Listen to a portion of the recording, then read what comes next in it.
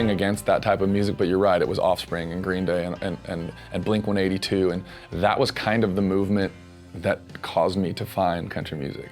I didn't have anything against it, but it wasn't really my thing.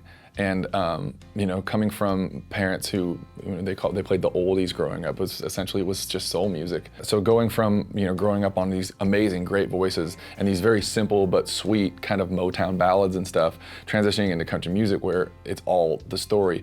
It was all the voice and the story for me, and I didn't really feel either of those things from punk rock. You know what I mean? That was more of a feeling than anything else. You know, and it just wasn't for me. And so I think I kind of credit that era for kind of shoving me into country music, because I started listening to country music with Tim McGraw. And Tim has a lot of more traditional stuff on his older records, but that, in my opinion, was right at the beginning of like pop country starting. So I moved to Nashville and I've been working backwards in my education on country music, because for me, country music, for me personally, started with Tim McGraw. My parents' song was Hooked on a Feeling, B.J. Thomas.